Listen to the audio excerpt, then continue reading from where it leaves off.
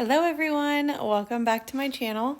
Today I am going to be doing a strictly bullet journal spread. I actually found this one on Instagram. I will put the artist's name on the screen right here. It's similar to hers, but it's not the same. So basically what I took was the layout. So the circles and the boxes and where they go. I don't know, I love bullet journal spreads. The only reason I don't do them all the time is because I know that there are weeks that I just don't have the time or the energy or the inspiration to do them, and I don't want to not plan on those weeks just for that reason. So I love the flexibility of the Happy Planner. On weeks that I want to do half bullet journal, half monthly layout, I can. On weeks that I want to redate old vertical layouts, I can. On days like today when I just feel like being totally creative and doing it all myself, I can do that too. I am not cool enough though to draw these circles without something to help me along. So I found this really thin washi tape, and that's how I did the circles at the top. Although, to my credit, I do completely color them in without any help. Like so. I am using a Tombow dual brush. I'll put the number on the screen right here. This is just going to be for the dates for the week. So I'll put the specific numbers at the top, which I don't always do in my planner. I figure if they go in chronological order and they're separated by months, if I ever really need to look back at a specific date, I can figure it out without the dates. But I thought this was pretty, so I did it this way. I'm rushing through the lettering. I don't know why. I think it's because I forgot to trace it out in pencil first, and I was too lazy to turn the camera off and then trace them out. And so I kind of rushed through them here. It's not my best handwriting. I'm not super proud of it. I do tweak some of it like Wednesday. In a minute, I will completely redo Friday because it bothers me that all the other ones are kind of scripted and connected, and Friday is just 3 separate letters. First, I am going to use this white milky pen to put the numbers.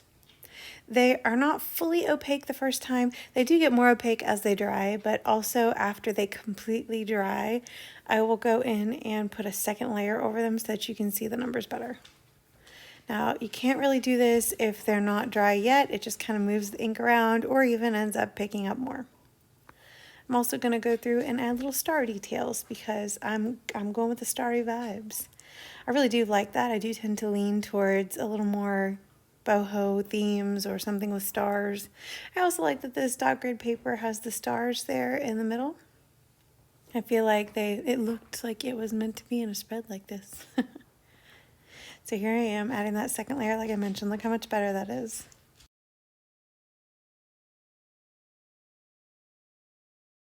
All right.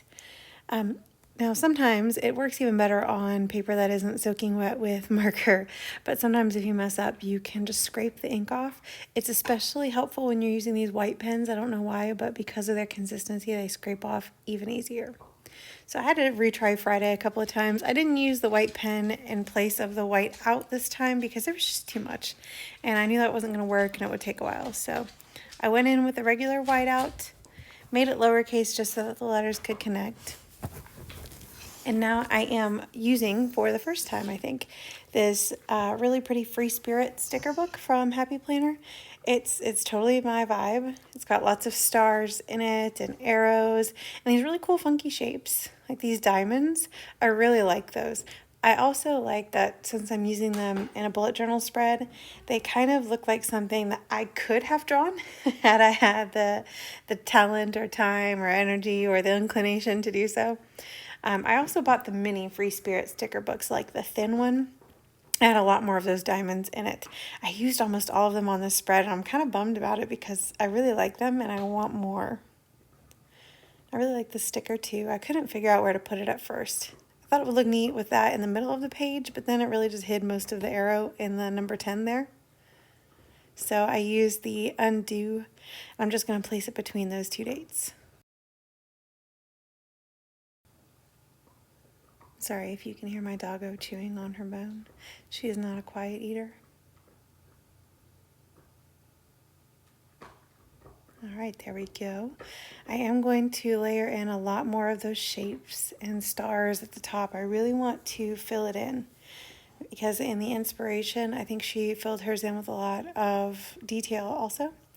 The nice thing about stickers like this is that once I trim off the edges here, I can always add those extra pieces to the top right there to fill in some of that white space. That's something that I see squared plans doing a lot, and I like to do it too.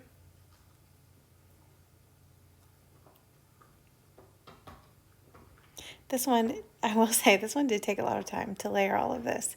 So to draw it in pencil and then draw it in pen, it did take a long time. Not that I mind. I was definitely in the mood to be creative this day.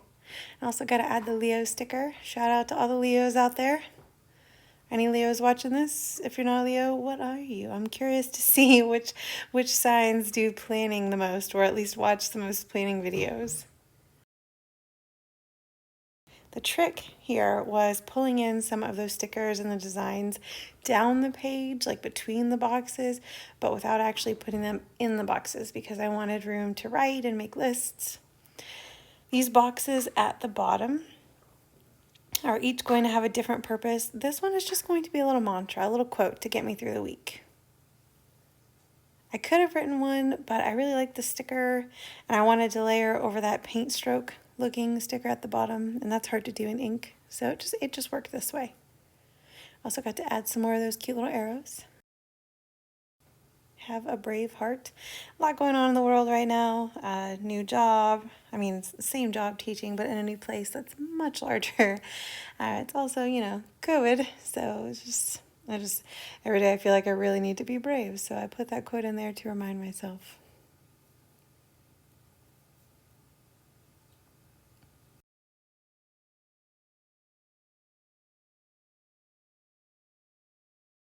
All right, now I'm starting to put bulleted lists on the actual days. Boy, this was time consuming too.